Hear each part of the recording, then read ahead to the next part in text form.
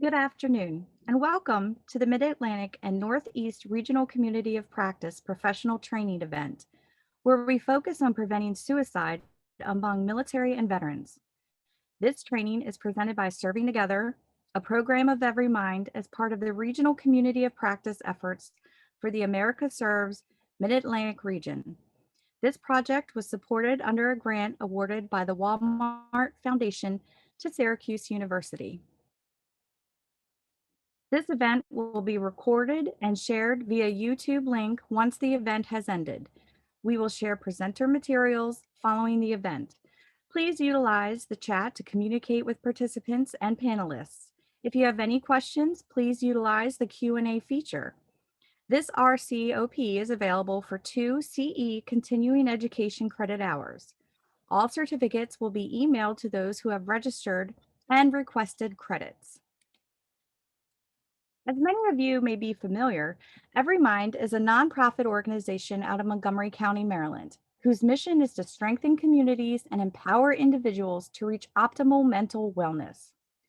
We provide a variety of direct services for the entire lifespan, including 24/7 hotline, homeless outreach, school-based mental health services, and much more. We also strive to reduce the stigma surrounding mental illness and increase the importance of mental wellness for everyone. For more information, please visit our website at every-mind.org. One of our programs, Serving Together, is focused on providing resources and assistance for active duty military, veterans, and their families in the National Capital Region and Greater Baltimore area. Among our objectives, we strive to provide education to the community to help better support service members, veterans, families, and caregivers. Serving Together and Every Mind were selected to serve as the Regional Community of Practice Champion to support the work in the Mid-Atlantic and Northeast region. AmericaServes coordination centers with the goal to provide educational training opportunities to our network users from Serving Together in the National Capital Region and Greater Baltimore community. From Mission United in South Hampton Roads to PA Serves in Greater Pittsburgh to RI Serves in Rhode Island and NYC Vets Connect NYC in New York City. We conduct these trainings based on feedback we have received from you, and we have more events lined up. But it is crucial we receive your feedback to provide the most requested topics you need. We will have a survey at the end of today's event requesting feedback. We encourage everyone to provide feedback so we know how today's event went, but also with the future information you'd like to receive. It is my honor and privilege to introduce our presenters for this afternoon. Heidi Squire-Craft received her PhD in clinical psychology from the UC San Diego SDSU Joint Doctoral Program in Clinical Psychology in 1996. She joined the Navy during her internship at Duke University Medical Center and went on to serve as both a flight and clinical psychologist. Her active duty assignments included the Naval Safety Center, the Naval Health Research Center, and Naval Hospital, Jacksonville, Florida. While on flight status, she flew in nearly every aircraft in the Navy and Marine Corps inventory, including more than 100 hours in the FA-18 Hornet, primarily with Marine Corps squadrons. In February of 2004, she deployed to Western Iraq for 7 months with a Marine Corps surgical company when her boy and girl twins were 15 months old. Rule number 2 is a memoir of that experience. Dr. Craft left active duty in 2005 after 9 years in the Navy. She currently serves as Chief Clinical Officer at PsychArmor Institute. She is a lecturer at San Diego State University, where she teaches stress, trauma, and the psychological experience of combat, health psychology, abnormal psychology, and infant and child development. Harry Rogers, PhD, APPP, currently serves as the Chief Program Officer at PsychArmor Institute and is a clinical professor of psychiatry at the UCSD School of Medicine. Prior to joining the team, she was the Associate Director of the Educational and Dissemination Unit at the VA Center of Excellence for Stress and Mental Health in San Diego, California. She has served as a national trainer for the VA's Cognitive Processing Therapy initiative and as a consultant for the National Center for PTSD. She has provided training and consultation to hundreds of mental health providers in the VA and the Department of Defense, as well as the broader community. Dr. Rogers was also a consultant for the VA's national rollout of prolonged exposure therapy and was the director of the VA San Diego Military Sexual Trauma Program. She received her PhD in clinical psychology in 2000 from the University of Oregon and completed her internship and postdoctoral training at UCSD and the San Diego VA. A licensed clinical psychologist in the state of California, Dr. Rogers is also a board certified in clinical psychology by the American Board of Professional Psychology. I will now turn it over to Dr. Kraft to start the event. And Heidi, thank you again for joining us today. Of course, thank you so much. And thank you for that warm introduction.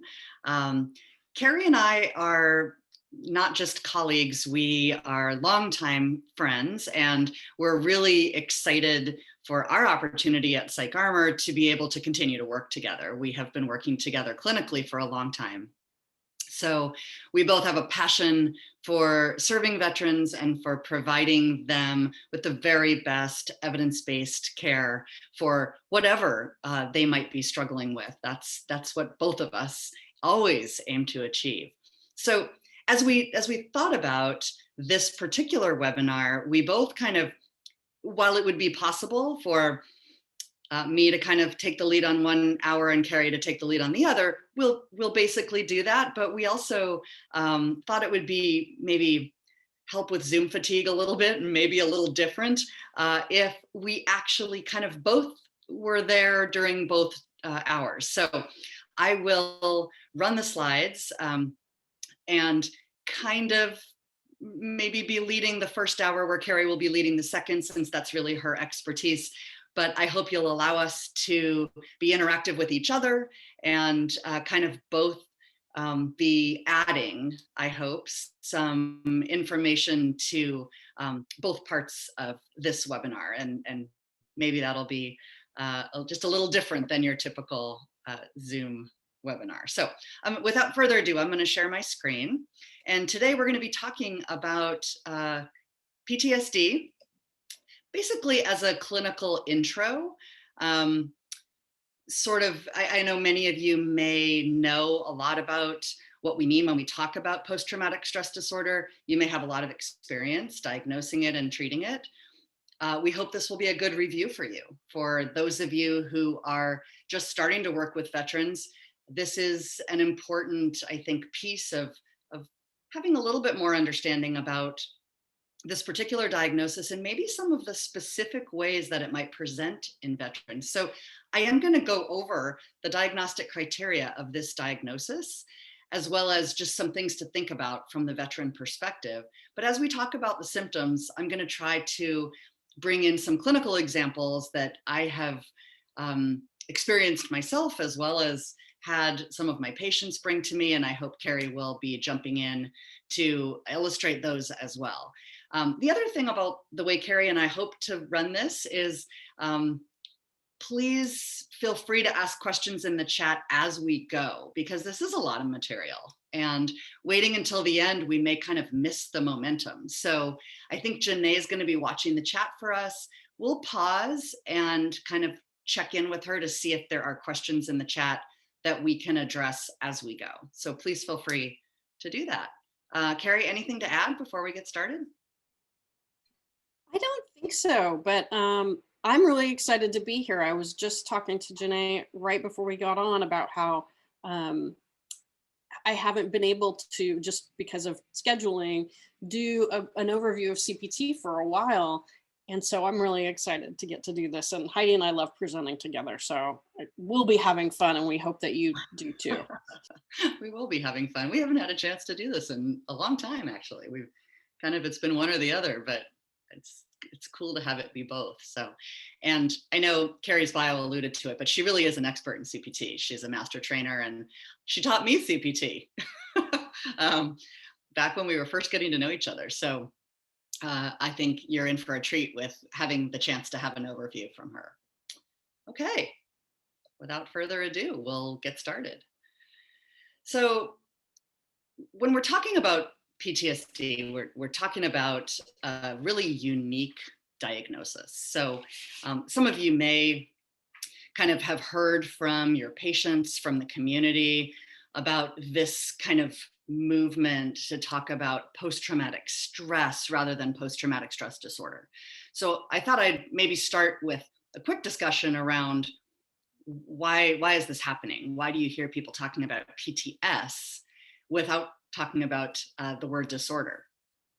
It probably makes some sense to you as mental health providers that the military is a place that unfortunately has lived with a lot of stigma around the seeking of mental health treatment and support over the generations. It's been around for as long as people have been fighting wars.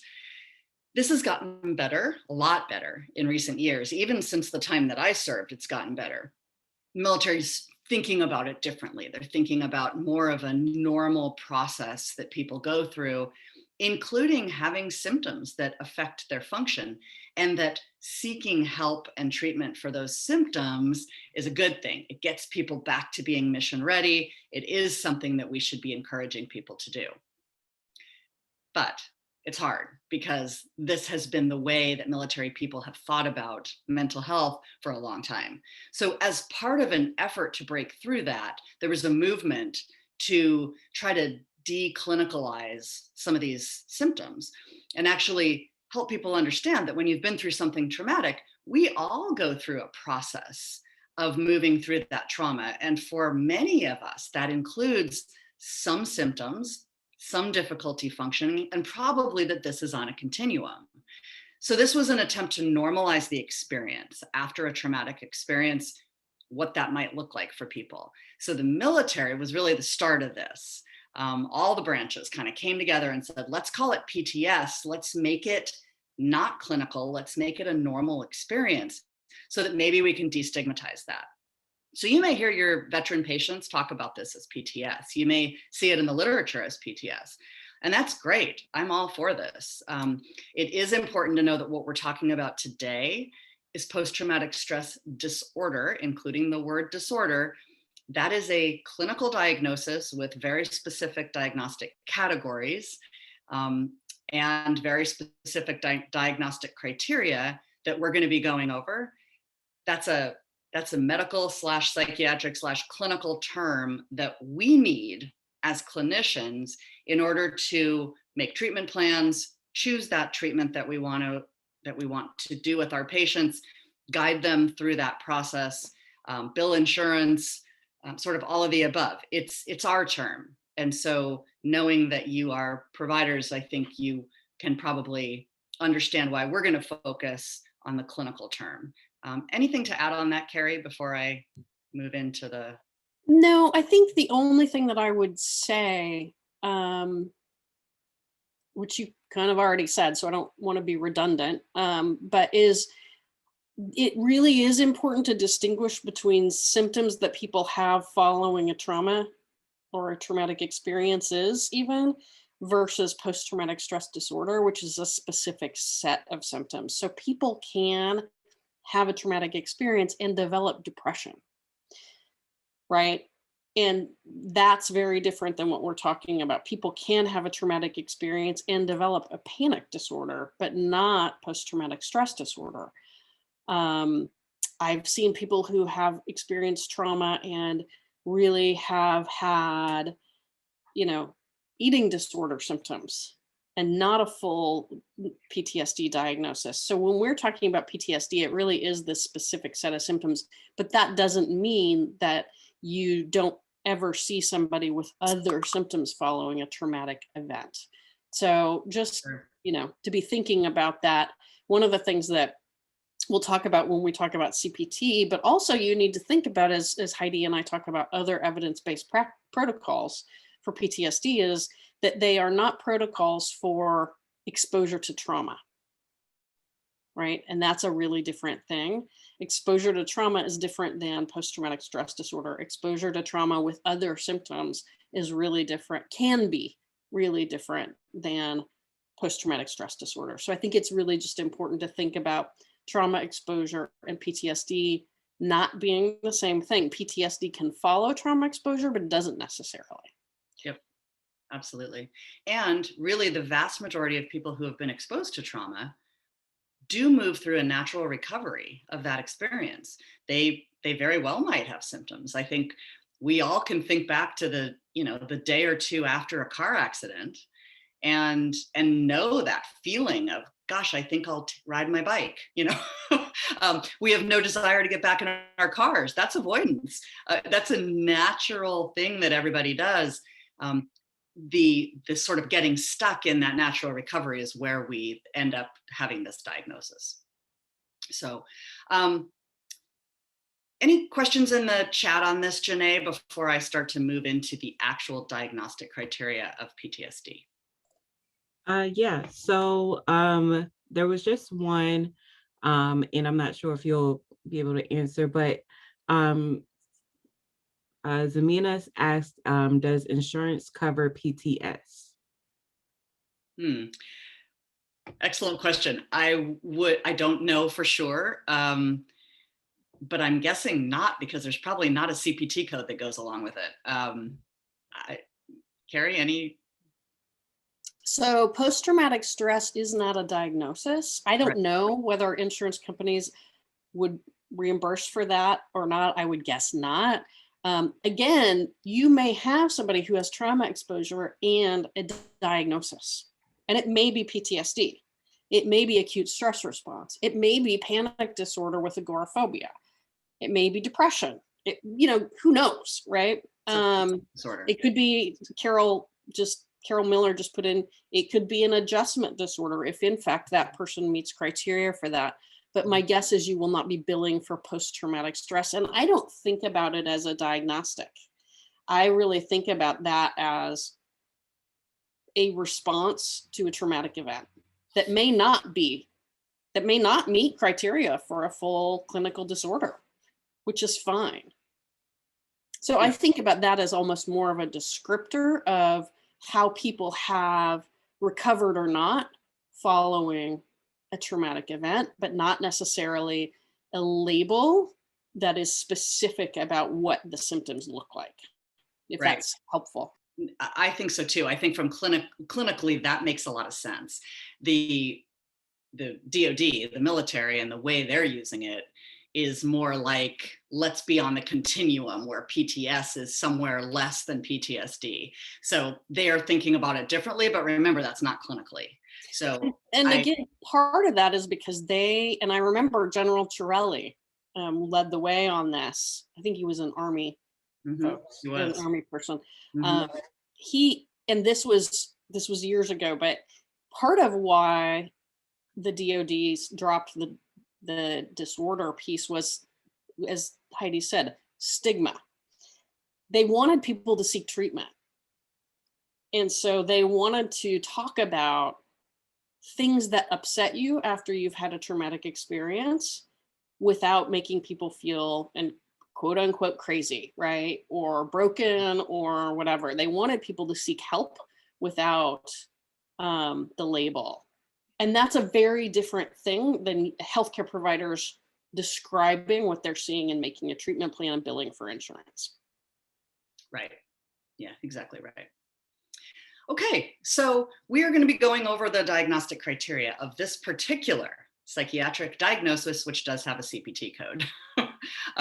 So PTSD is different than a lot of other diagnoses in the DSM-5 in that it does require this event, this trauma, this experience, which is called the Criterion A event. And the person has to have experienced something and then have these symptoms. So that's really different than a lot of other psychiatric diagnoses. And we'll go over what that criterion event, how that's defined. There's also symptoms in 4 categories, which we will talk about. And of course, as everything else in the DSM-5, the person has to have functional impairment. He or she won't be sitting in front of you if that's not going on, probably. Life is being affected. Okay, so let's talk about this traumatic event, this trauma or this stressor. This is a change in DSM-5. It's a pretty significant one, and it's helped us actually, I think, be more inclusive of a lot of things that can be traumatic. Before I start, I've got to say, like, Carrie and I could go through the exact same experience, and we might interpret or perceive that experience differently. So while there are some experiences that most of us would agree, gosh, it doesn't matter who you are, that's traumatic, there are an awful lot that are going to be really very subjective up to the patient and the way that that experience was interpreted. Bottom line, though, here's our definition for the trauma or the stressor.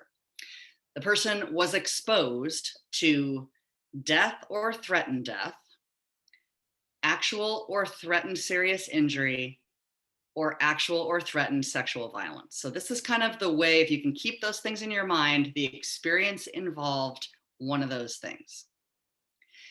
Here's where the definition gets more inclusive and allows us to think about some different experiences. So obviously, this can happen to the person directly, clearly.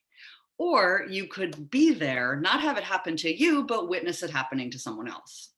That also is a in-person kind of experience.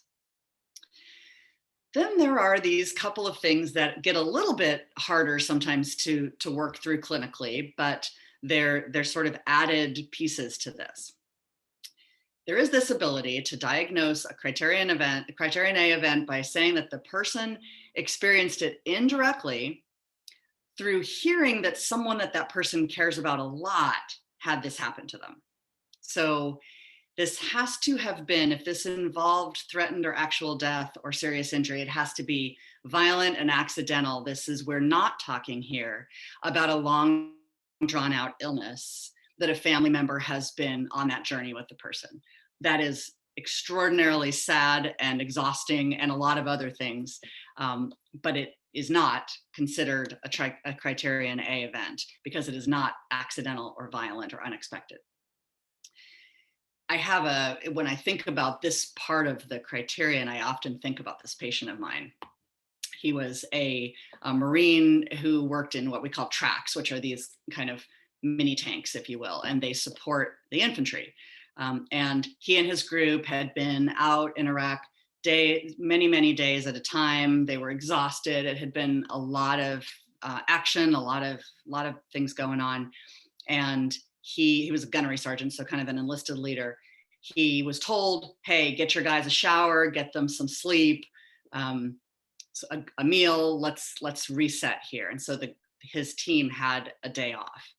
And he said he remembers, he had a radio, being as he was one of the leaders, he remembers he had taken a shower, he had had some sleep, and he was standing there shaving, and he heard the radio start going off as he heard another of the teams out supporting the infantry, and he heard them talking in code about someone being shot and kind of code names for the person who was shot. And he heard on the radio that his best friend was shot. So there's an example of my being able to say, yeah, that counts.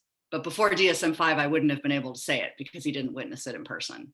So this is actually helpful to be able to include something that was very clearly traumatic for this Marine, but he was not there. And then our final category is repeated or exposure to the details. And this would be clergy, mental health, first responders, people who are hearing about it over and over and over again. And after a while, an exposure to a trauma takes its toll through that repeated exposure. It's usually professionals. We do not include, in this case, electronic, so video games, movies, TV, we do not include those kinds of exposures, despite the fact that some of those can be very violent. we do not include that. We say that people who are playing a video game or watching a movie or watching something on television have made the choice to expose themselves at that point and have the ability to walk away. So it is not, we do not consider, even though violent video games have their own thing clinically, and we'll, that's a different talk, we do not include that as a traumatic event. Carrie, anything to add on this one? Nope. Okay. Questions, Janae, before we move on? This is the Criterion A event, and the clinician does need to hear the patient's story and decide whether it fits in this category. Yeah, just to address one, that was a follow-up from your first slide. For clarification, PTSD is what happens when PTS is not treated effectively. Is this correct? No, Not really. Yeah, no, because they're not necessarily the same thing. I mean, even though the military talks about them on a continuum, I don't think of one leading to the other. Carrie? Right. So post-traumatic stress can be, again, it's almost more of a lay term, but it can be really any kind of life interfering problem that you have that's related to experiencing a trauma. So it really isn't about whether you've had a treatment or not. Your participation in treatment isn't really connected to that label. So post-traumatic stress disorder, again, as Heidi's going through, and we'll let her go ahead and go through the rest of these symptoms, is something that you get a diagnosis for from a healthcare provider who is licensed to give a diagnosis, and you've met criteria, these criteria that Heidi's going to go through. You can then, and we'll talk about later, you can get treatment for PTSD and it can resolve. And it often does with different kinds of therapies. But I wouldn't then, if somebody doesn't after treatment meet criteria for PTSD anymore, I would not give them the diagnosis anymore, right? If they still meet criteria for PTSD after treatment, I would say we haven't done an effective round of treatment, so the PTSD diagnosis would still be there. Yep, agree. Okay, so let's talk about each of the symptom categories briefly. So the first category is the intrusive or the re-experiencing symptoms. And basically, this is the trauma being re-experienced in some way. One of these is required. This is where people can have intrusive memories, basically remembering the event, but not wanting to. It's like uninvited memories. They can have nightmares, and they often do. Interestingly, trauma survivors tend to have kind of these, they don't necessarily dream about the event, but they do have these themes that come out in their nightmares, themes of being chased, of being hunted, of knowing someone's behind them, but not being able to see the person, those kinds of themes. They can have flashbacks. Flashbacks are kind of what people think of when they think of PTSD. This is a very frightening and very intense event where the actual trauma experience kind of fills up around them, kind of takes over. It's a dissociative experience where they actually feel like they're right back there in the trauma. This can be very dangerous. If you're driving, for instance, I had one Marine who was driving on the freeway, saw a car that was parked on the side of the freeway, like a broken down car, and immediately back in a flashback of being on the road in Iraq, where sometimes broken down cars were used to hide explosives. He swerved kind of violently to get away from it and ran into a pole. Thankfully, he didn't hurt anybody else, but he did lose his license, and we had to work hard to get his license back. That was a really dangerous place to have a flashback occur. That is if people are having flashbacks, that's a very specific part of treatment. Traumatic reminders cause distress, things that, music, sounds, smells, this is what people think of as triggers or activating events that cause people to feel really distressed if they are exposed to those reminders. And when they're exposed, they also have physiologic response. They feel anxious, they feel agitated, they feel physically affected by that. So again, one of these is required in order to make the diagnosis. Carrie, anything to add to The intrusive? only thing I would add is that those dissociative reactions and the intrusive symptoms can be visual, but they can be auditory. I was in a car accident a few years ago, and I didn't get PTSD from it, thank goodness. But I did have auditory flashbacks for a while. When I was in the car, I would hear the sound. Mm.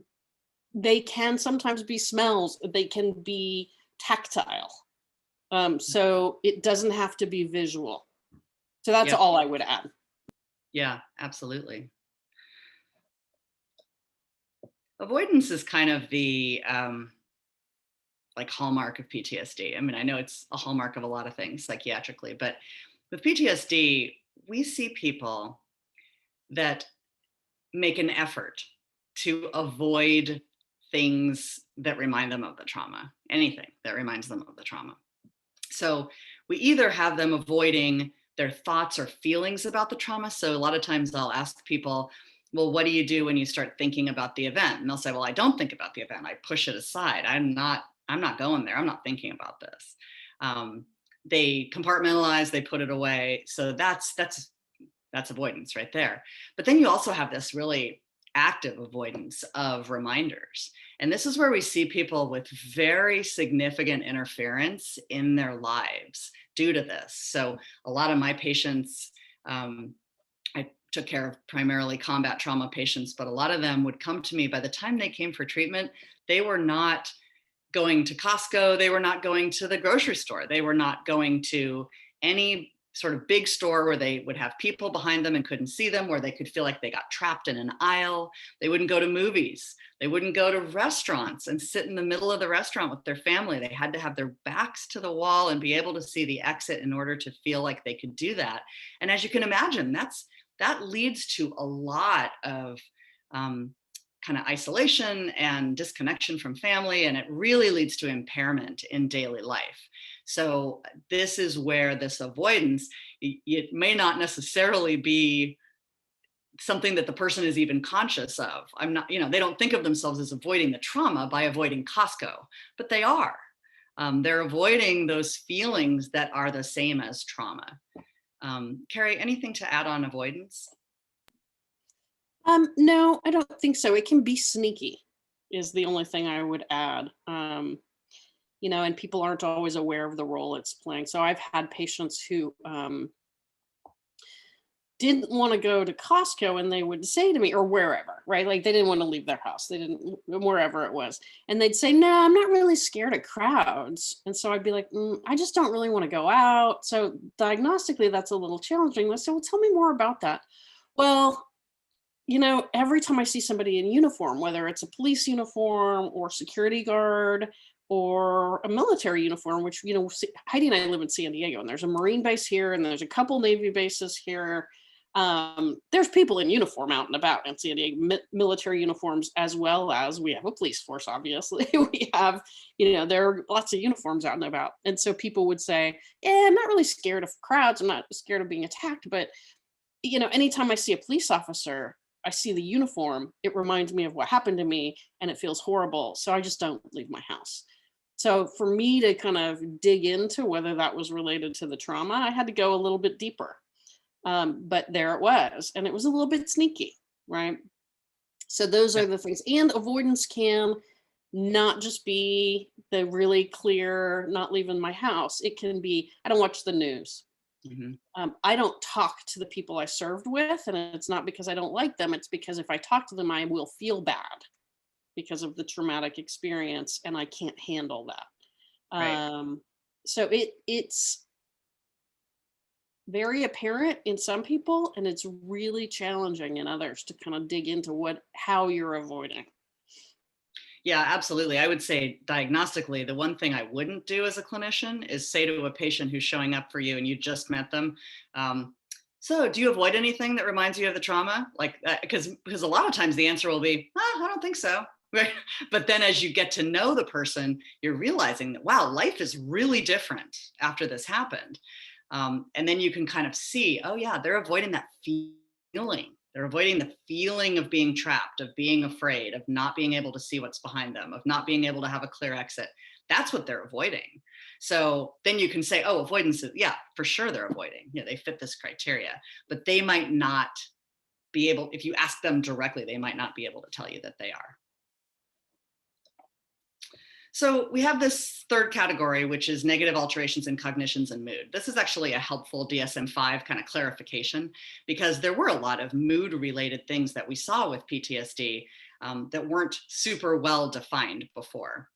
So we will see in this category, and 2 are required. Usually when you've got someone with PTSD, it's really easy to get to 2. They're living with a lot of different related feelings and thinking. So a lot of times we'll have amnesia for parts of the event. That is protective, as all of you know. They will often have really distorted beliefs about themselves or the world. And Carrie's going to talk to you more about how this relates to CPT, because it's a really big part of what CPT addresses. But our memories and our way of consolidating and understanding those memories sometimes change as a result of trauma. There's a reason for that, and I'm not going to steal Carrie's thunder, but this is very, very clearly seen. People will have really negative thoughts about the trauma or about themselves, about the world, about other people. There's a lot of blame of self, blame of others. We see people kind of finding a way to make it make sense by blaming other people. Fear, horror, anger, irritability, guilt, shame, sadness, all of it. We see a lot of those emotions in people who are processing trauma. We'll see anhedonia. This is a crossover symptom with depression, so you kind of, it's a little bit of a varsity clinical differential sometimes, because some of these symptoms are the same as major depressive disorder. Anhedonia is a big one. We see people not being interested in the things that they used to love.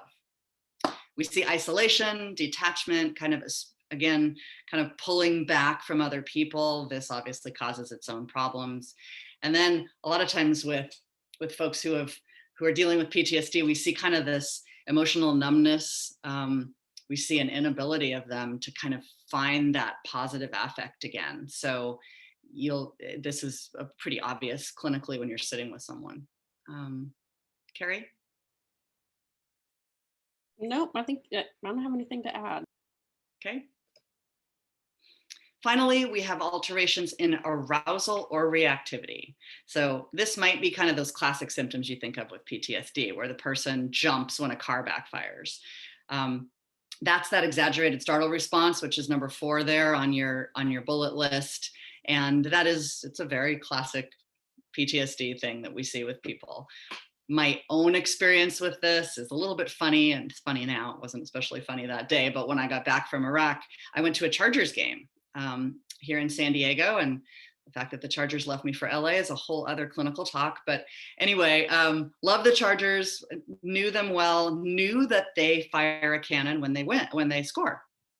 So I was with my friend. I'd just come back from Iraq, hadn't even processed to get back home to Florida yet. I was still in San Diego, and they fired this cannon, and I hit the deck. I actually dropped to the ground when the cannon fired, and there's no room in a professional football game when you're all standing up to drop to the ground. It was mortifying.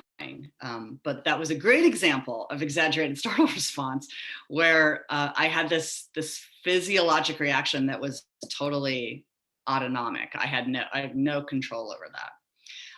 Other symptoms we'll see here are irritability, kind of that feeling of aggressive behavior, some self-destructive behavior. I had people come to me that were shoplifting. They had no need at all to shoplift, but they, as we described it, they said they just wanted to feel alive.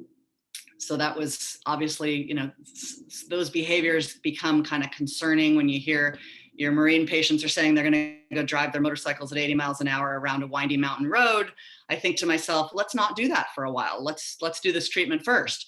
But that's, again, that sense of wanting to feel alive that we will see people say, and they'll get really reckless. And sometimes that will be a function of, it fits into this trauma-related alterations and arousal, like little category. But I will say that that also is about avoiding feeling bad too, for many people. When they're driving, I've like for a period of time when I was a psychologist at the VA, I got worried about driving on the freeway because I had all these patients, some young Marines or sailors who were driving like mad people on the freeway. And I'm like, I don't want to drive out there. I know they're out there. But they would say to me, that makes them feel alive, like Heidi said, but it also distracts them from the actual details of the trauma. It distracts them from feeling sad or angry or frightened because they're aroused. Their adrenaline is up. They're doing their thing. They're paying attention to the road. They're swerving. And so in some ways that destructive and reckless behavior can be an avoidance technique. Even people who engage in like self-injury, some of that is about avoiding feeling bad. It can be about feelings.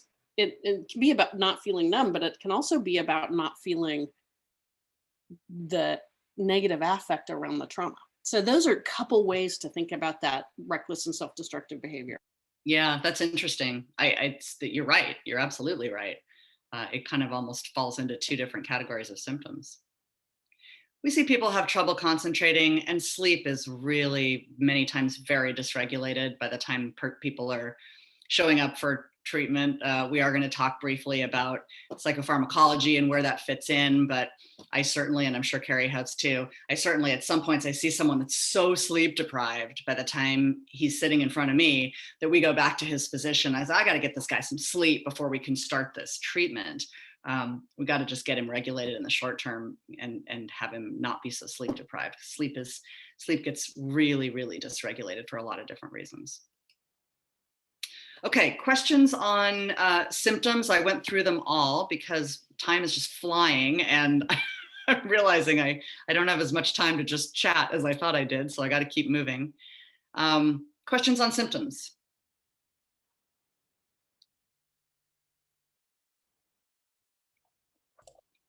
Hey, Heidi, no questions on the symptoms, but there was a question in the chat that I wanted to address really quickly if we have a moment. Sure. So John asks, or says that a lot of veterans that he deals with on a daily basis says their biggest issue is that they cannot find a clinician that stays with them for the long haul. Either their provider stops accepting TRICARE, their VA provider leaves and moves on, or other factors that aren't the patient's fault. What would you suggest that he tells these folks in this scenario to get continuous care?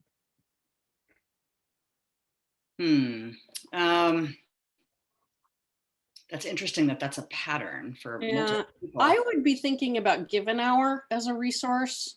There are a couple of other organizations that can offer stuff. Wounded Warrior Project. Now that's post 9/11 veterans, although those of us in that era, right, Heidi, we're getting older, so there's more, there's more of us. Post 9/11.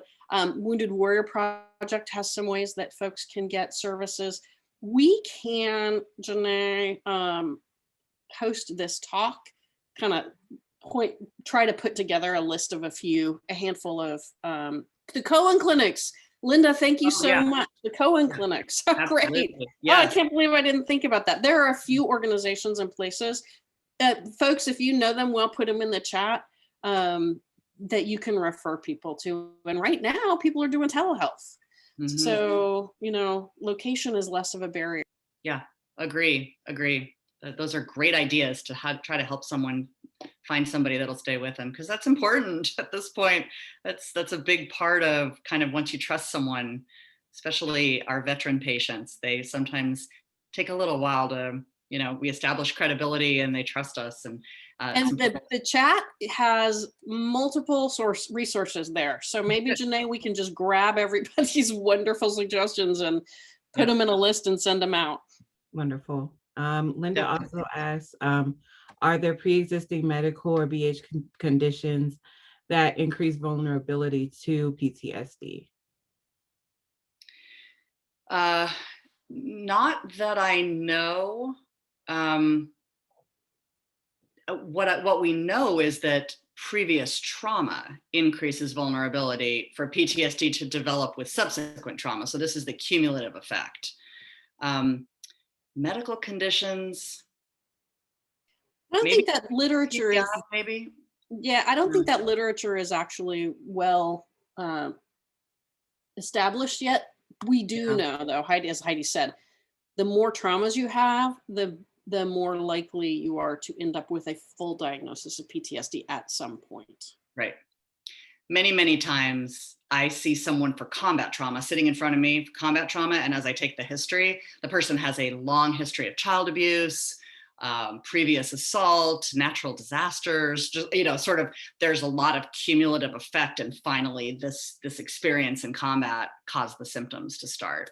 So I know that anecdotally, as well as we know the literature certainly supports that. One thing we deal with PTSD a lot is comorbidities. And as clinicians, it's important to realize that while there are some, if you put Venn diagrams together, a lot of these have symptoms that show up in the middle of those Venn diagrams that are the same for both diagnoses.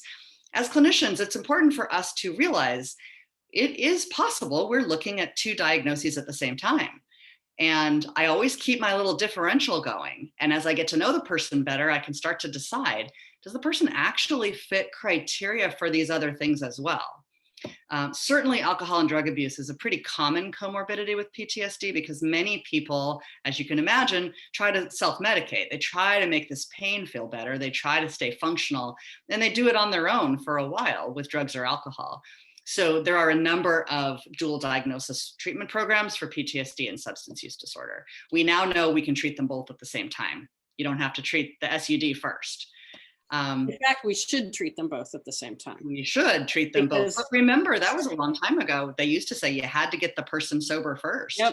Yep, they did. You have to be sober. And what we have actually found out in the literature is if you do that, you are going to put people at risk for relapse with the substance. Because those intrusive symptoms, there's a little bit of literature that says those intrusive symptoms trigger drinking or use of substances, use of other substances. The literature on alcohol is stronger. But so if they don't have the PTSD treated, they are at higher risk for relapse. And so really there are some very good ways to treat people, to treat those comorbidities at the same time. Yep, absolutely. Other things we see are depression and anxiety. Like I said, some of those symptoms cross over. So that's a clinical differential that you'll have to do as you go along and get to know the person. Sometimes we see people enter our realm because they got in trouble, either domestic kinds of problems where they got in trouble with family related situation, or a bar fight or something like that, where that aggressiveness or irritability comes out. And so we do see this as something that we sometimes, not, I wouldn't say it's a huge percentage, but we certainly do have to deal with that. We see health problems. There's some new literature showing that our veterans with PTSD do tend to have this correlation with heart disease, with pain problems. And while there's not a causal relationship between PTSD and suicide, we know that it can be an exacerbating factor, along with other suicide risk factors. If untreated PTSD is involved, we certainly see people suffering a lot from that, and that can add to the suffering and put them at greater risk for suicide. This is challenging. This is a challenging part of treating PTSD, is really trying to parse out what you're looking at, because many of these symptoms do overlap. Anything to add there, Carrie? Nope. So I'm getting us ready for the transition to the second part of our time here. But basically, what we try to do with PTSD is think about an integrated approach. I mean, really kind of what we would hope to do with everything. Carrie and I are very biased. We recommend CBT-based therapy. The reason we recommend CBT-based therapy is that there are decades and decades and decades of evidence proving that this is the best way to proceed. We're going to be talking about a few of those evidence-based protocols, and then Carrie's going to go into more detail with you on one that probably has the best literature there is. But this is the gold standard. This is what's recommended in clinical practice guidelines to stick with a evidence-based CBT-based therapy for PTSD. Now, there is occasion, and many times this is really helpful, to bring in the person's prescriber and to talk about whether psychopharmacology can help. It's not necessary to get the results that we see in the literature, but sometimes it can be very helpful. I think the data is pretty clear that the SSRIs do help take the edge off of some of these symptoms for people, and there are a few that are FDA approved. We'll talk about that in a second here. But we also sometimes need to help the person just manage sleep. So there is a role for psychopharmacology.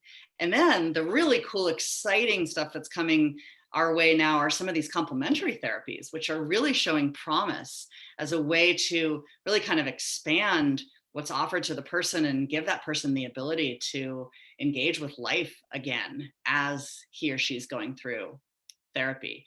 I know a lot of my Marines engaged in equine therapy at the same time that we were doing PTSD treatment, in acupuncture, in healing touch, they had service dogs, they surfed. Surf therapy is actually being clinically examined right now by some folks in San Diego. I don't know if you knew that, Carrie, but it's a clinical trial. So I can't wait to see the results of that. I think I'm going to go on. Yeah, I'm going to go on to talk about psychopharmacology just a little bit more in a second here, but anything to add on this, Carrie, before I do? No, I'm good. Okay. Let's talk very briefly about psychopharmacology, and then we'll pause for questions here. Like I said, 2 meds right now is FDA approved. They are Paxil and Zoloft. They are both SSRIs. And we do know that a lot of other SSRIs and SNRIs are used off-label for PTSD. That's really kind of a prescriber kind of thing where they're working with what the patient brings to them, what the side effects are, what the patient says. What we know is that 2 are currently FDA approved. But we see a lot of other meds used. So you may see that some people are treated for PTSD with benzodiazepines. This is not, this is actually has a black box warning basically on the clinical practice guidelines. It is considered not just a not helpful intervention, but a harmful intervention. So I understand why prescribers do it. The person comes with a lot of anxiety, might be having panic attacks, might be having other things going on. But prescribing benzodiazepines for people with PTSD is considered a harmful practice. That said, we do see people showing up with different sleep medications. We will need to kind of manage those with the prescriber and the patient and see kind of what we need as far as regulating that sleep, and then hopefully moving away from those protocols as the person's symptoms get better. We see people on antipsychotics. Some of the new antipsychotics, the idea is that they help kind of quiet the ruminating thoughts. The general consensus in our community is that those are, for the most part, not especially helpful, and we would prefer to have people treated with something else, but I know there's prescribers that really believe in them. Beta blockers can be used just to take down that physical arousal, lower the heart rate, reduce the perception of that hypervigilance, of that anxiety. For some people, that seems to give them a little bit of relief. There's some clinical trials around marijuana and the treatment of PTSD symptoms. They look to be promising. I don't know that the results are out yet. And then MDMA, same thing. This is a specific protocol where MDMA is actually administered by a psychiatrist in a room, and then therapy is done. It is a very specific, specialized protocol, but again, some promising early results there. Bottom line, work with your patients' prescribers on this. It's complicated. For some people, it can help. Carrie? No, I think that's excellent. Okay. Questions from anybody? We are coming towards the end of this first hour, and I want to make sure we have a short break. But questions from anyone so far? Yeah, so We have a question here. It says, have there been any studies about which veterans from any specific war era have been affected more by PTSD? Well, there's been studies on pretty much every generation of war veterans that we have to study, affected more. Not that I know of. Not that I I know don't of. think there's much of a comparison, as Heidi is saying. I think you can take a look at the prevalence rates that we have. There was a large study on Vietnam veterans done a number of years ago. You know, honestly, we don't have data on the current diagnosis with anybody earlier than that. Yeah. Really, because their diagnosis didn't exist. So, I mean, there's retrospective stuff, but I would be very cautious in assuming prevalence rates of World War II veterans or anybody else. We Right. have decent data on OEF, OIF, OND, you know, Global War on Terror. I don't believe, I'm trying to like walk my mind through that data, which I'm not gonna guarantee you this is accurate because I'm trying to walk my mind through it right now on the fly. But I don't think that we have any evidence that one is highly prevalent, you know, PTSD is highly prevalent in one group versus another. And frankly, depending on the kind of trauma you have, that actually tends to predict who ends up with symptoms. So interpersonal violence, if you have had interpersonal violence, you are more likely to get to have a diagnosis of PTSD than combat. So if you've been sexually assaulted, if you're a male who's been sexually assaulted, you're very highly, you know, just the prediction would be that you're much more likely to end up with that diagnosis. And so we actually, I don't think the era of combat has been something that shows particular differences in prevalence rates. Yeah, I think that's true. Yeah. Thank you for answering that one. I have one more for you. Do you recommend EMDR for vets with intrusive symptoms? Well, we're going to talk about this right here. Do I recommend it? It is considered one of our evidence-based treatments for PTSD, which has a lot of good data behind it, and the data proves that it works. It's one of the symptoms. It's one of the therapies that is recommended in the clinical practice guidelines that DoD and VA say, hey, these are evidence-based. They work. I personally am not trained in EMDR.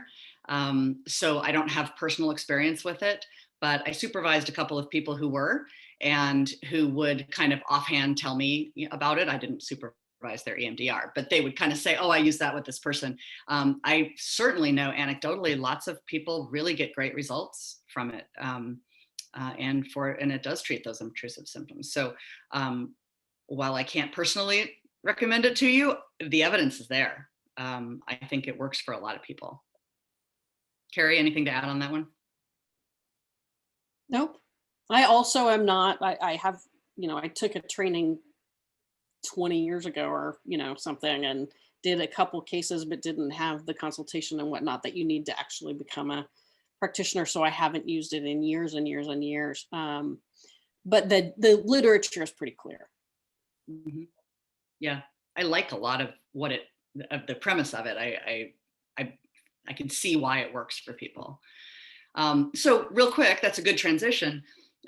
What does it mean to be evidence-based? When we talk about evidence-based therapy, we're talking about treatments that have controlled trials that prove that they work. We've got literature that is considered very sound and proof.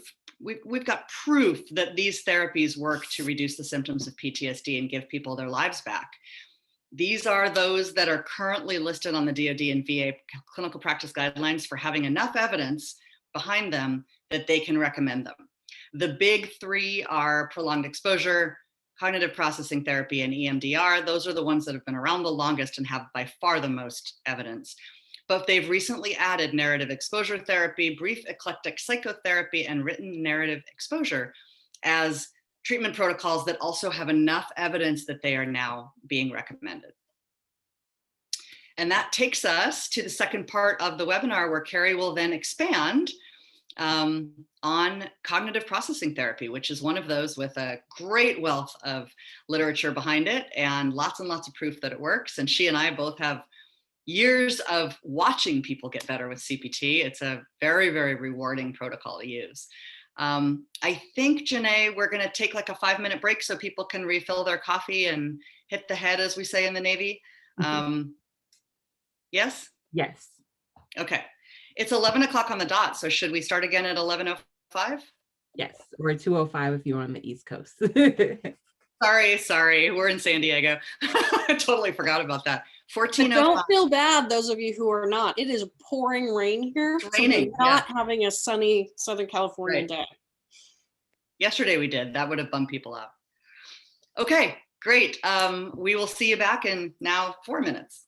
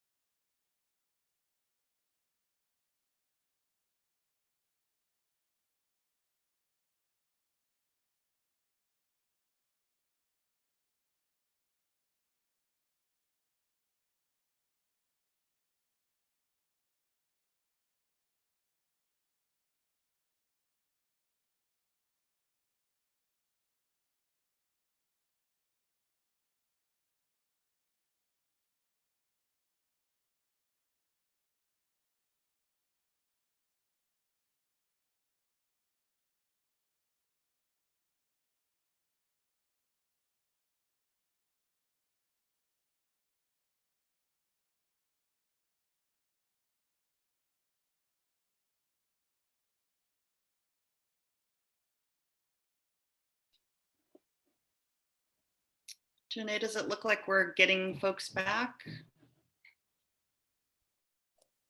Yes, just about everybody's here. Okay.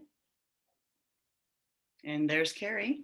All right, my friend, I will run your slides for you. So just let me know when you want me to click.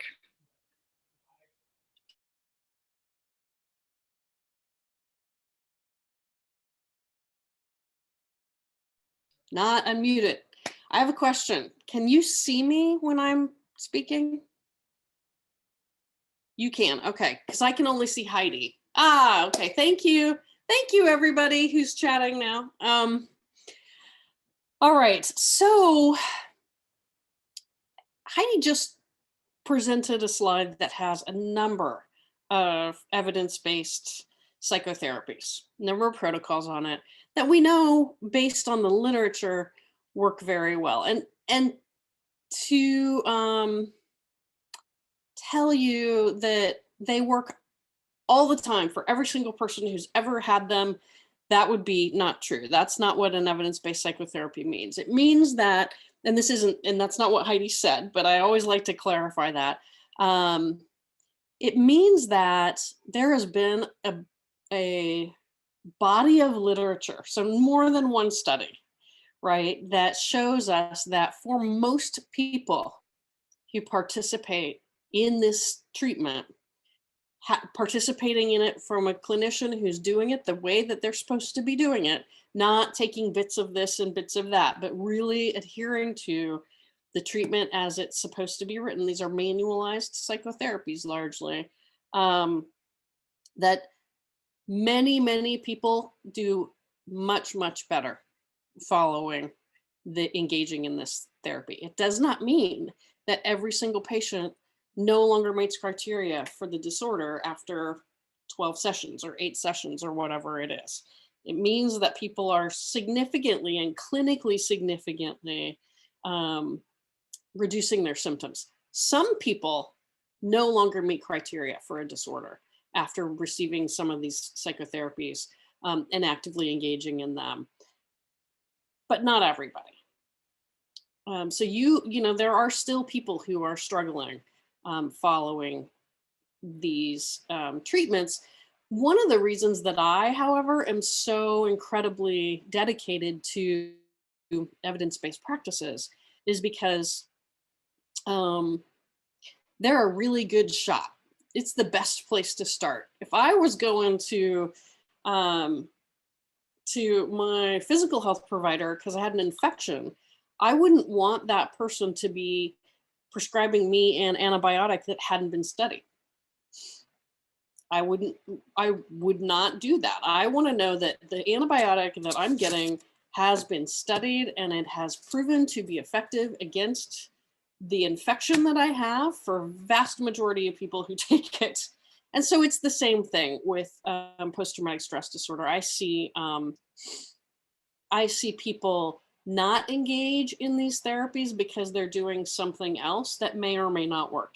Doesn't mean that things that aren't evidence-based don't ever work. That's not at all the case. But I have seen therapies come and go for PTSD. I have seen people invest huge amounts of time and money in things that did not pan out in the literature. And some of them, in fact, were harmful. So I'm very cautious about engaging in treatments and telling people I'm very confident in something when it hasn't been studied. People are different about that. I happen to be a big academic research nerd, so you can take that for what, you can take it for what it's worth. We don't all have to be on the exact same page about it. But I'm going to talk with you a little bit about cognitive processing therapy. And this is a psychotherapy for post-traumatic stress disorder specifically. It is not a therapy for depression. It is not a therapy for anxiety. What we see when we use CPT to treat post-traumatic stress disorder, because PTSD is so comorbid with anxiety and depression, we see people's depression and other anxiety symptoms decline typically as we go through this therapy, but it really is a treatment that is specific for folks who have a diagnosis of post-traumatic stress disorder. So Heidi, if you want to go ahead. Oh, we have funky slide transitions. All right. So the reason for that is because CPT is really built on a functional model of post-traumatic stress disorder. It's been around for a long time. It's been around for maybe 30 years at this point. So it was around before the most recent PTSD diagnosis was put in the DSM, right?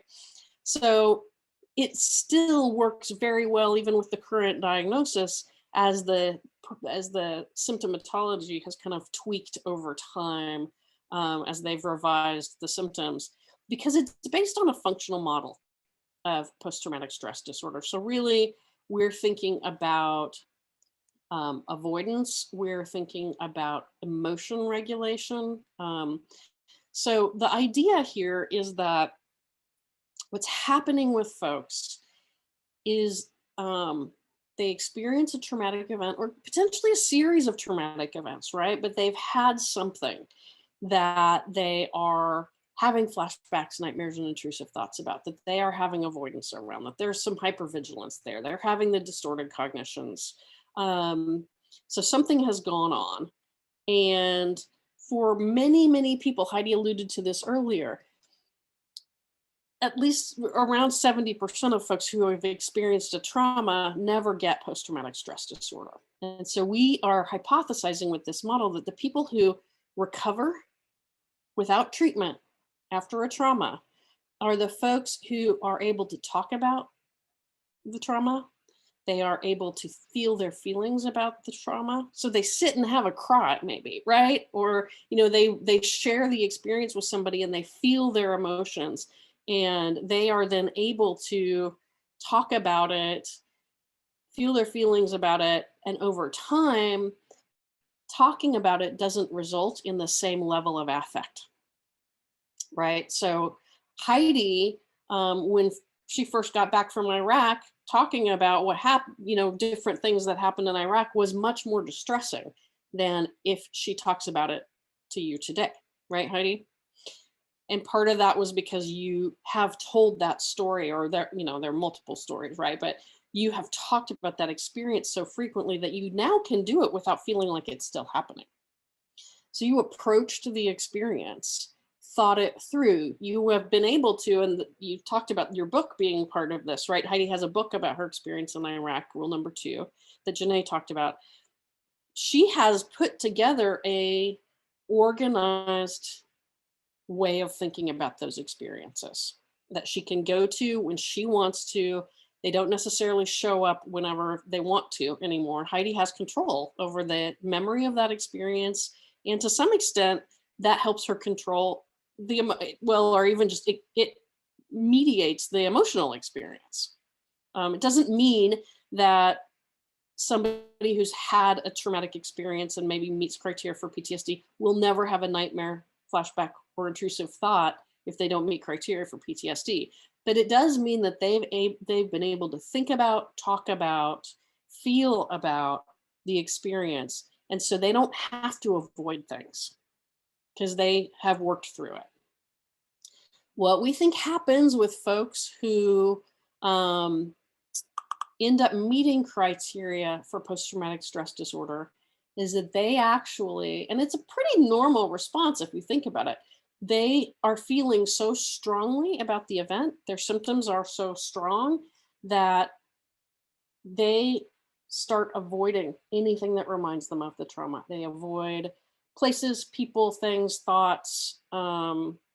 They are navigating their lives in such a way that they will not feel the feelings related to the trauma. They will not think about the trauma. They will not put together a coherent story about what happened to themselves because they're avoiding thinking about it so much that if you ask them to tell a story, it's very choppy.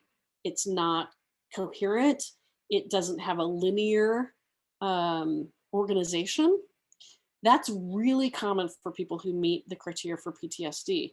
They haven't sat with the experience long enough to make sense of it, to put it in an organized way, to think about the context in which it happened, and to feel the feelings around it and allow them to dissipate, which we know that natural emotions, stress and trauma, fear when they are, when the lion's in the room, right? You feel those things, but eventually those emotions subside. When the lion leaves, you still feel afraid for a while, but then that emotion over time is gonna go away. People who can't sit with their affect, their emotions, and start avoiding things are not ever to fully have those symptoms resolve. So CPT, and I'm going to talk about the treatment description and kind of the components of it, is built to help people take a look at what happened to them, organize it, figure out how they've been interpreting it, right? What stories they've been telling themselves about it, in spite of the fact that they haven't created context and a narrative. So what they may be telling themselves may not be very accurate. And kind of being able to move through that. So we teach them some skills to help them do that, create a narrative, put things in context, look at the way what they've been telling themselves about it, and create some tolerance for feeling the feelings and allow them to dissipate. So if you can hit the next slide.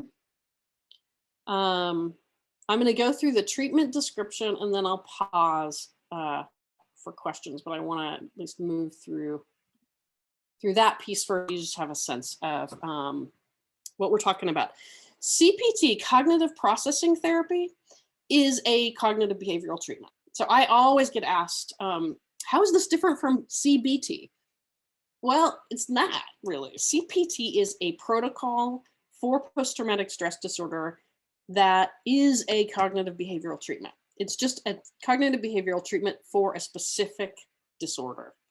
It is very, very similar to cognitive behavioral treatments for depression, for anxiety disorders, for lots of things. I've treated people with lots of things and used very similar strategies because I happen to be a cognitive behavioral therapist. But CPT focuses on treating post-traumatic stress. So we are going to talk about trauma, which you might not do with a depression, like a Beck, protocol for depression. You may not talk about specific events in quite the same way. There are actually over 20 randomized control trials at this point.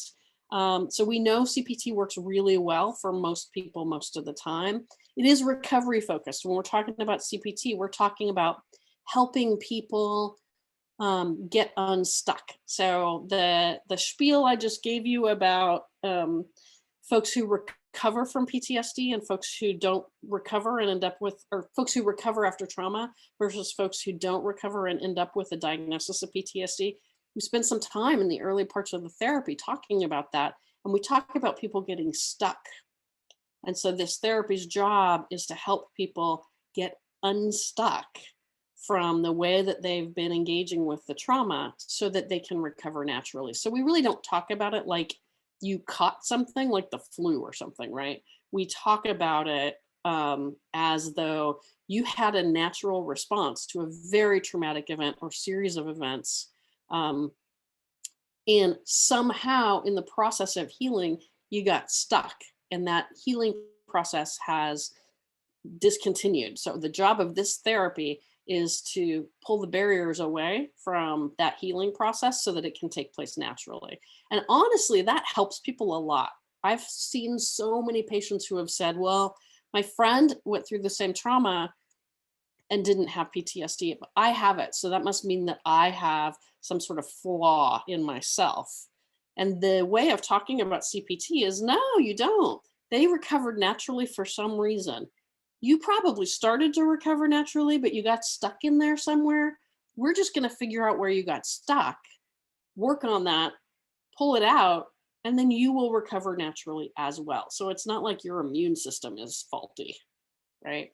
Because people have a lot of thoughts about what's wrong with me that I have these symptoms, and not everybody does. It typically is a 12-session protocol, 50 minutes. I'm going to talk to you a little bit about that, though. We train it that way. There's a lot of data to suggest that there is not a magic number 12. And some people get really a lot better in 7 or 8 sessions. Some people need 18. So we have a flexibility in the way that we implement this protocol. Those of you who were trained a few years ago, if there are folks who were trained a few years ago, we used to train, you needed to do 12, you needed to do 12. Most of the studies have 12 50-minute sessions, but we're much more flexible about that now. So there's a lot of flexibility in it. The main components of the therapy are the beginnings. We teach people about trauma and PTSD and how, as human beings, we tend to think about the things that have happened to us, and how that can be helpful and sometimes not so helpful. We talk about feeling emotions. So when we talk about processing the trauma, part of what we're talking about is sitting with natural emotion and allowing it to dissipate, but not believing everything that goes through our head and feeling the feelings about thoughts that might not be accurate. Because in CPT, we believe that thoughts drive emotions, at least in part. We're going to take a look at the thoughts people have about the traumatic experience or multiple traumatic experiences, figure out whether they're accurate, or maybe they're not accurate because the person hasn't thought through the context of the trauma. So they're telling themselves things like, it was all my fault, or if I had just looked left instead of right, everything would have been okay. Those thoughts are not always accurate, but if you're avoiding thinking about the trauma, you may not be able to realize that. So we're going to take a look in CPT at what happened, what you're telling yourself about what happened, and if it's maybe not too accurate what you're saying, what else can you tell yourself, and how are we going to know that? We also talk about trauma themes toward the end of the protocol. We talk about safety, trust, power and control, esteem, and intimacy. Folks with PTSD often have challenges cognitively as well as functionally around those particular areas of their life. So we spend some time talking about that. And toward the end of the protocol, we talk about what do people need to continue to work on and what have they gotten out of the therapy and where to go from there. CPT, like many, if not most, cognitive behavioral therapy protocols, requires practice between sessions. So we have worksheets, there's materials to review. I'm going to talk a little bit about an app that I love that people can do on their phones. One of the things about CPT and most CBTs is that we ask people to engage with the material between therapy sessions. Any questions right now, Janae or Heidi, if you're seeing anything that I can address before I move on? I'm good. So Judith, I guess she's asking, are the symptoms of maybe trauma similar or the same as PTSD? So that is a good question. For many people who experience a trauma, the symptoms immediately following a trauma look very much like PTSD. For most people who experience a trauma, those symptoms resolve if they are able to talk about the trauma, experience the emotions around the trauma, think about the trauma and not avoid. Having said that, some people experience a trauma and have symptoms that are depression symptoms. They don't end up having a PTSD diagnosis, but they may have depression.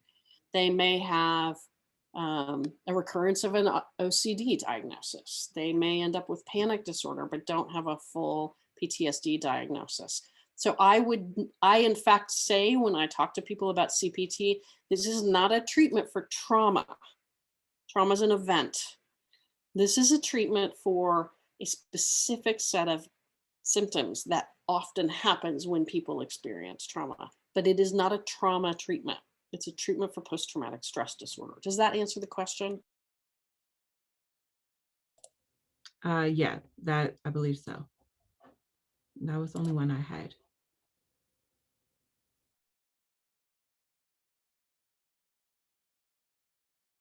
All right. So some of the first things that we do in CPT is we begin to ask people, our very first assignment, which this isn't, but our very first assignment is to have them write a narrative, not a narrative, to write us a little statement, one page about what happened, what they've been telling themselves about why it happened. So we don't want the details of the trauma, but we want people to start saying, what have I been thinking about the trauma? What have I been thinking about why it happened? What have I been thinking about people, myself, safety, trust, power and control, esteem, since the trauma happened? And how has that impacted how I live in the world? So we ask them to do that, and we take that assignment and we make a list of thoughts that people have been telling themselves, and we call those stuck points. Because if you remember CPT, we talk about people not recovering naturally because they're stuck. So we make a list of stuck points, which are cognitive distortions, by the way. Those of you who are CBT practitioners, those are just cognitive distortions. And then we ask them to start some basic cognitive behavioral therapy stuff, right? We ask them to start taking a look at what they say to themselves, how it's triggered, and what that resulting feeling is. So we teach them to do this worksheet. What happened? And so it may be a flashback, a nightmare. It may be seeing a police officer on the street and being reminded of the trauma. What do you tell yourself? I'm unsafe, right? And then what do you feel? Frightened. So those are the kinds of things we start to work with people on. We're actually hoping to help them see that they have a whole list of thoughts that they're telling themselves that are related to what happened to them, that are leading to emotions that are probably interfering with their functioning. And if those thoughts aren't accurate, that's not a good thing, right? They're saying something to themselves that isn't accurate and then feeling horrible and then not going to Costco or not going to Starbucks or whatever it is, not spending time with their families. And that's based on thoughts that aren't accurate. So we begin to play with that. And this is something we do in the first 4, 5, 6 sessions, is play around with what have you been telling yourself and how does it make you feel? When you're doing this therapy, we talk a lot about the trauma and specific details around the trauma as well, to try to create some context. So often people will say things like, it was my fault that the trauma happened. And so we put that on a worksheet. And so how do you feel when you tell yourself it was your fault? Oh, that, I feel guilty. Okay, so is that a realistic thought? Tell me more about what happened. What did you know? When did you know it? Who was there? What did you see? And we start to play around with it, doing a lot of Socratic questioning, and people begin to see that, oh, it really wasn't all my fault. And they start to feel less guilty, and they may start to feel more of something else. So that's how we begin to play around with CPT and the processing the trauma. We then go to kind of a more extensive worksheet. So Heidi, if you want to advance the slide, which looks like this. And everybody who I train says, oh my God, this is huge. I couldn't possibly do all of this with a patient. They'll never be able to do it. Well, we introduce it one section at a time. So Heidi, I think advance the slide. I think that there may be some, nope. Okay, you can go back, sorry. We introduced the first 3 columns, which was the worksheet that we just did with folks. We then introduced the challenging thought column, then the patterns of problematic thinking column, and then we talked to people about the alternative thoughts. Those of you who are CBT practitioners, you know that when somebody's telling them something that's not very accurate, if you can help them see why it's not accurate, what the evidence is that it's not accurate, create some context about what happened so that we can create more balanced, less often black and white thoughts around what happened, then we can come up with an alternative, more balanced thought. And that's the column F there. If we help them see things a little bit differently, what we usually see is a change in emotions. If they believe the alternative thought more than they believe the original inaccurate thought, what we typically see is a change in emotions. And guess what happens when that happens? You see people starting to go to the store again. You see people starting to engage with their families again. You see people feeling less guilty and being able to function a little bit better. All right. Questions, comments, thoughts. Janae, anything in the QA or in the chat? I had one. Here we go. How do you see CPT differentiating, if at all, between those with a single index trauma versus chronic or multiple events? So that's a really good question. In CPT, we in the beginning ask people to choose an event to focus on in the therapy. And we're really going to challenge the thoughts around that event pretty strongly. Having said that, honestly, in my career, I think I've seen maybe 4 people who have only had one traumatic event who've shown up for PTSD treatment. The vast majority of folks who show up for treatment, and honestly, the vast majority of folks in all the randomized control trials had multiple events. So the way we manage that in CPT is we're teaching them a skill. We're teaching them how to do this worksheet, which is basically, honestly, it is really thought challenging. It is critical thinking. We're teaching them how to do that. And then we ask them to start doing these worksheets and this basically implement this way of thinking with any thoughts they're having about any trauma. So they can start utilizing the skill that we're teaching them with any thought around any event, and we want them to. What we find in PTSD protocols in general is that if you don't focus on the trauma that tends to be driving the symptoms, what are they having flashbacks, nightmares, intrusive thoughts about? What are they avoiding thinking about most? We don't see the kind of symptom resolution that we would like. So we try to pick the one that's showing up most of the time in their flashbacks that they really, really don't want to talk about. We start there, teach the skills, sit with the natural emotions around that, and then ask them to begin to play around with thoughts and emotions that they have around other traumas. Thank you, Carrie. I have another one for you. Carol asked, as you are starting the CPT process, the biggest obstacle I encounter is resistance to the work. How do you get the client to commit to the process or workbook? So for me, there are a couple things. My first question would be, what is getting in the way? Is it that they're trying to avoid the trauma? Are they saying I couldn't possibly do this? Or is it practical? What is happening? So for some people, they're saying to themselves, this won't work for me. For some people, they're saying it will be too hard, and so I can't handle it. I kind of do, because I am a cognitive behavioral therapist and I am a CPT person, so I think CPT all the time when I'm working with folks who've had trauma. I'm going to start gently doing some of this skill training with those initial thoughts. I call them therapy interfering stuck points. This won't work for me, or it's going to make me worse.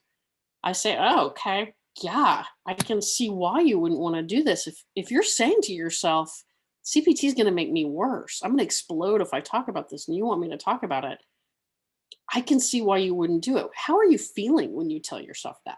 Probably it's fear, maybe it's anger, right? So fascinating. Yeah, it makes a lot of sense to me that if you are telling yourself, Dr. Rogers is asking me to do something that's going to make me worse, right? Think back to that first worksheet, or even that would be something you would, if you're thinking through CPT, you put in that B column, right? It makes sense to me that you would feel angry with me, that you would feel frightened. Let's talk about some of the evidence that we have for whether it's true that this therapy is going to make you worse. And so I sort of start to do challenging and Socratic questioning before we even start the protocol around that. If I thought somebody was asking me to do something that would make me worse, I wouldn't do it. Why would you do that? So they may not have the information they need to make that assessment. I may need to talk to them. I may need to give them some evidence against that thought. I may need to talk with them about whether that thought is based on feelings or facts. So if you're looking in column D, I'm starting to do that in my head because I kind of know all these worksheets really well. Is it not including all information? Right? So I can give them information. I can start to create a more balanced thought. Hopefully by the end of the work that I do with them to get them ready, we're saying, this is going to be hard. I have handled hard things before. Dr. Rogers was here to help me work through this. And it works very well for lots of people. It might work for me too. If they say that to themselves, instead of this isn't going to work, I can't do this, they are more likely to feel fear, but maybe some hope, right? Maybe some determination.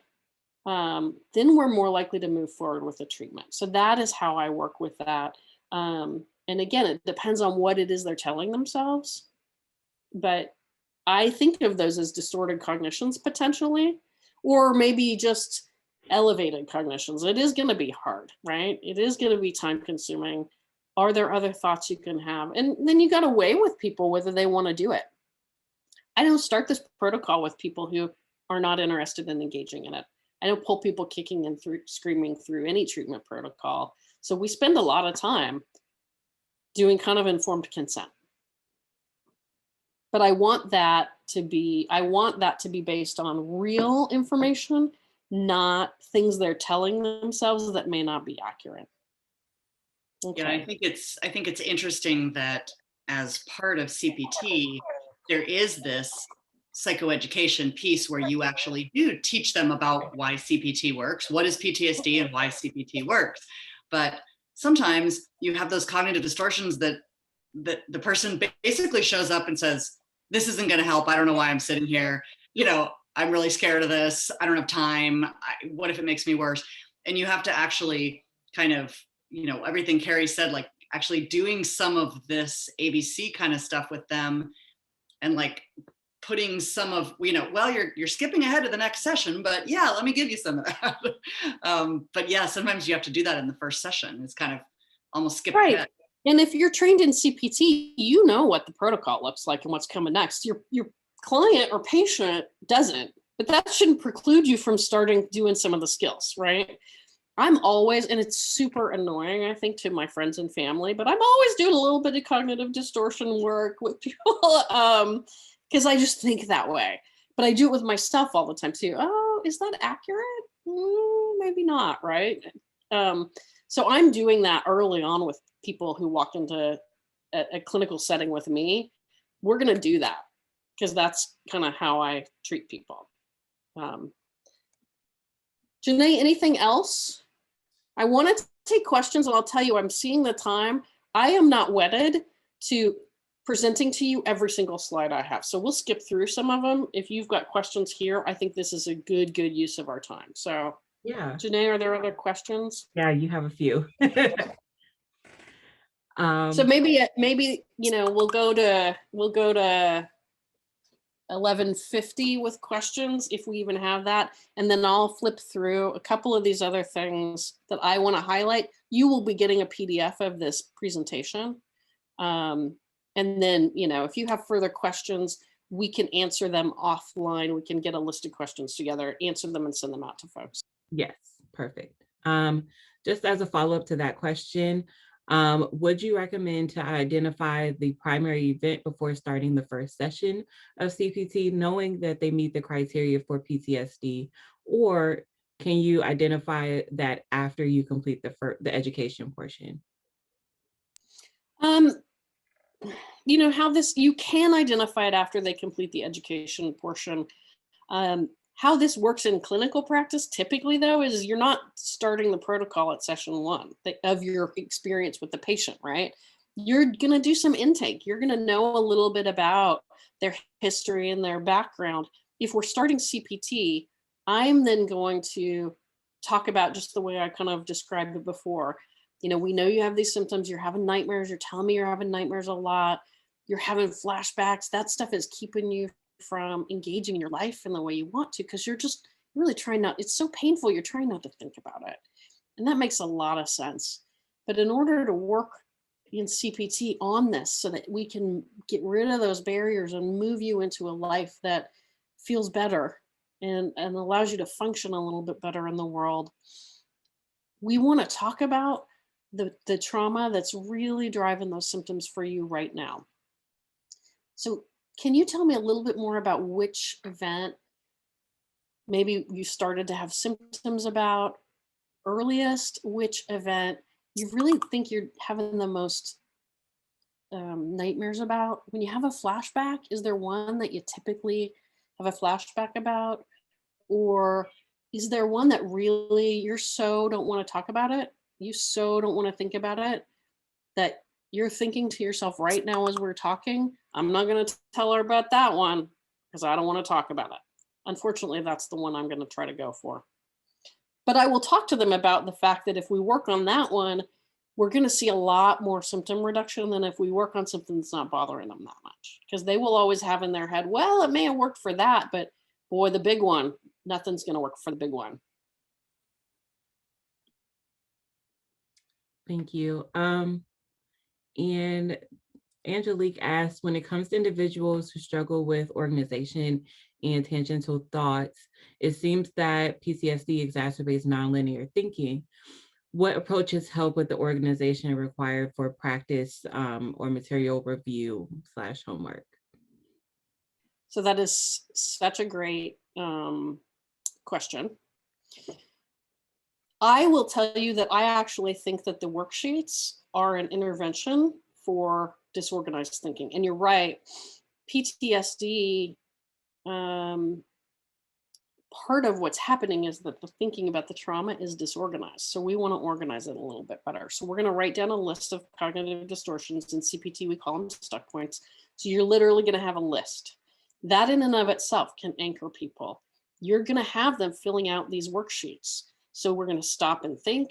We're going to write sentences in places. We're going to write emotions in places. And we're going to kind of almost pull the thoughts out of your head and write them down and take a look at them and challenge them over the course of the treatment. The actual act of doing that can be very helpful with organizing thoughts. But Heidi, if you go to the next slide or the following slide, we're going to play with this a little bit. Maybe it's the following one. Find the one with the app. There we go. There is an app now. It's free, designed by the VA and DoD. And it has everything that your client or patient needs to organize the sessions. And most of the people I've worked with since the days of smartphones, yes, there's an app for CPT. We got somebody saying, most of the people that I have worked with over the course of my career, because I'm old enough that, we didn't have smartphones in the beginning. We had notebooks and we had cards, and some of you may remember index cards for therapy and other things. There's an app and it contains everything you need to support the protocol. All of the worksheets, all of the handouts, you can put appointment reminders, your therapist contact information. We can do symptom tracking in the app. It is now available for both the Apple and the Android. This deck says it's available for Android soon. I'm pretty sure that that's out now. I don't know why, but it took them a long time to get that out. I encourage people to use this all the time. Nobody knows what they're doing on their phone, right? We're all on our phones probably far too much. So they can be using their app to challenge beliefs, to identify thoughts. And I think it's a beautiful way to help people organize. And again, they can set alarms for filling out their homework. They can set alarms for their therapy appointments. Sometimes with people who are pretty disorganized, I ask them to, I have in the past, I would say, I would like you to call me, on Monday and let me know how many assignments you've done. I'd like you to call me on Wednesday and leave me a message and let me know. So, all right, let's take one more question and then I'm gonna do some slide stuff. Okay. Linda asks, has CPT been shown to be as effective with people of color or not raised in the US? Are there some cultural differences in how well people respond? That's a brilliant question. The literature is not fantastic. We have some literature, but it's not fantastic. There is a study, it's an older study that looked at Caucasian folks and African American folks. And what the study found was that folks who were African American tended to drop out of treatment at higher rates than folks who were Caucasian. We don't know why for this particular protocol. There are all sorts of variables that could be impacting that. The folks who completed the protocol did just as well in both groups. We have, however, and I was super privileged to be part of at least one of these studies, we have done CPT with specifically Croatian refugees, and it's worked very well. We have done CPT in the Democratic Republic of Congo, in groups in the Democratic Republic of Congo, and it worked really, really well. My colleague Deb Kaysen has done CPT with Iraqi Kurds in Iraq, and it worked really, really well. So there is some evidence that there is some cross-cultural, some efficacy cross cultures. Having said that, and I helped write the protocol for the Congo from the DRC, we made some changes. We made a lot of changes in terms of, literacy levels. The therapists were trained differently because the therapists didn't have PhDs. They were Congolese folks who had a more kind of lay training. So, but we still stayed true to the functional aspect of the therapy, and it worked really, really well. We got a ton of symptom resolution. So there is some literature out there. It is not as strong as it needs to be. There are studies going on right now looking at some of those questions, though. So Heidi, let's go back one slide, just real quick. I mentioned this earlier, but there is data now, and this was the first piece of data, that we can actually improve outcomes in this, specifically in CPT, but we've also seen this in prolonged exposure in some of the newer therapies, written narrative exposure and NET, and EMDR kind of also works this way as well. If we tailor dosage based on how people are doing, so what I mean by dose is sessions, as opposed to just deciding that everybody's going to get better in 12 sessions, we have a lot more symptom response. So the studies that that were originally done with CPT, everybody got 12 sessions. Whether they needed 13 or 14 or not, they got 12. So the data that we have that says CPT is really effective is based on 12 session studies largely. What happened when Tara Golofsky did a study and published in 2012, and there's other stuff coming out now, is that if we take a look at how people are doing and we terminate treatment when they get better, not based on a random number like 12. And I know Patty Research, she didn't write CPT with 12 sessions because there was data. It was just 12 seemed to be what people are doing and the protocol fit in it. If you give people the treatment they need until they're done, you get really good functioning. So in this study, you can see only 8% of the participants stopped at 12 sessions when we based that on how they were doing. So only 8%. The number of people who needed more sessions was a quarter of the study participants actually needed more sessions, but got to a really good in-state functioning when given the number of sessions that they needed. 58% of the people in the study actually got better before 12 sessions. So why in the world would we keep people in therapy for 12 sessions if they're feeling better? In this study, only 8% of the study participants who got 18 sessions or fewer, only 8% of those folks didn't have good in-state functioning, which is very low levels of PTSD symptomatology and depression symptomatology. So what that study tells us is that the data around CPT actually only tells us about good in-state functioning with the blue and the orange number of people. And that's about right. We would say about 70% of people have good in-state functioning with CPT. But if you give people up to 6 more sessions, we're talking about 92% of people getting a lot better. That's really important. All right, Heidi, why don't you flip through? We've done the app.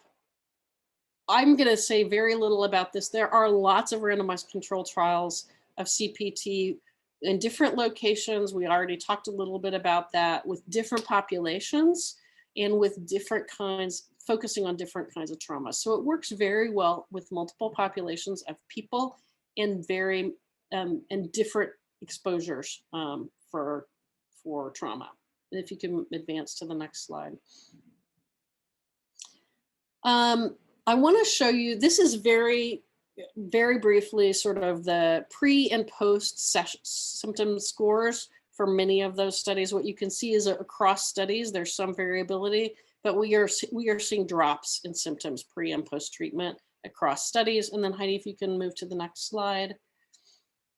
I said this already, this next slide though really shows that when people get more treatment, if they need it, you see a significant difference in the scores at post-treatment. You see far fewer people with higher severity of symptoms if they can get the sessions that they need. All right, Heidi, one more. Yep. Oh. Do we have an end slide? Oh, that must just be our last one. So that is the bounce through on the slides. I am happy to take questions.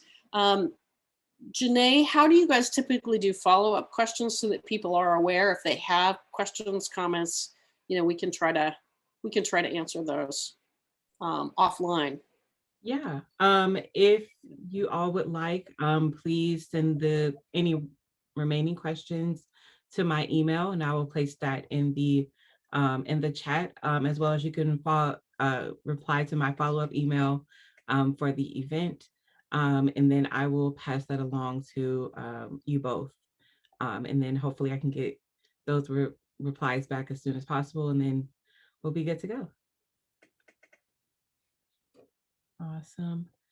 And Heidi, did you have anything you wanted to add about CPT or PTSD? Or I ran through so quickly, I didn't invite you to engage as much as I would have liked. That's we were up against that. We wanted to get the information. Absolutely. I am a believer in CPT. I have used it a lot after I learned from the master how to do it. It really is a it's a little nerve-wracking the first time you do it because you want to make sure you're doing it right. But as you do it more and more, it really is such a flexible treatment protocol. And it really, I think, as a provider who has really had patients do very, very well with it, I feel like I'm able to now kind of meet my patients where they are and sort of, it's flexible. And I love these data that show that giving people a few more sessions or a few fewer sessions is okay. And you should do that. You should be figuring out the dose that works for your people. But I really have myself, I've had an amazing experience being part of the CPT journey with my patients. I love it as a protocol. I do too, but I'm clearly biased. So I'm glad Heidi, who also knows how to do other protocols and does other, has a lot of experience with PE and other protocols. So I'm glad to hear that you're still excited about it. I think the other thing to realize is that CPT is very, very effective in the virtual environment, right, Carrie? There's been a lot of studies that have shown, even before COVID, that you could do CPT through telehealth and it was okay. I think I remember. There's some very, very, very large studies looking at both cognitive processing therapy and prolonged exposure via telehealth or virtually and in person. And actually the treatment outcomes are not different. people do just as well in terms of symptom reduction. People drop out less often in virtual therapy, and they have higher rates of satisfaction in both of those studies. Dr. Stephen Thorpe was the lead on those studies. I got to be involved in one of them. And so that was actually, I was not convinced, I'm going to tell you, so biased when we started that study, and I was turned around very quickly. The data suggested that people were happy, their symptoms got better, and they stuck around longer. Yeah, I remember when people first started saying you could do PE, with telehealth, and at the time I was doing PE a lot, and I thought, there's no way. And just there's so much you need to be able to read your patient's body language and blah blah blah. And it's just the data just does not support that. It really supports the use of telehealth. So that's been one good thing about the last year, and the fact that we've been stuck virtually with our patients is that people who have needed CPT have been able to get it. Thank you guys so much for showing up. We have 218 people still on. That's amazing. This was super fun for Heidi and I can tell because I know Heidi well enough. She's smiling. We also, from Psych Armor, want to thank EveryMind for inviting us to do this with you. At Psych Armor, we're super passionate about education for service members, veterans, and their families. And we stand with EveryMind in that passion. And so we were so honored when they asked us to participate. So thank you so much for having us. It's been a wonderful experience, and you guys are awesome to work with. So we'd be happy to do it again. Agree. Really, really enjoyed this. And thank you all for the really interactive and thought-provoking questions as well. That actually, I think, made it I think much more comprehensive. So thank you.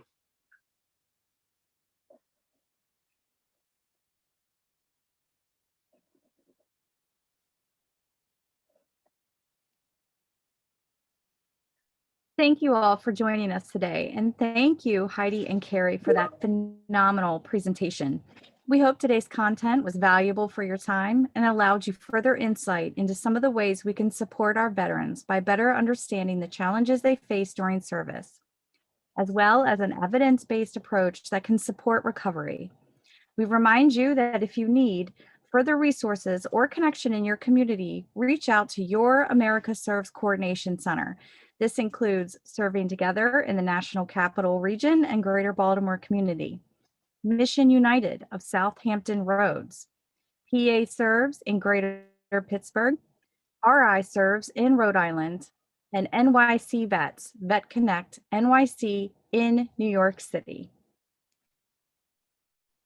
And before we wrap up for today, we need your feedback.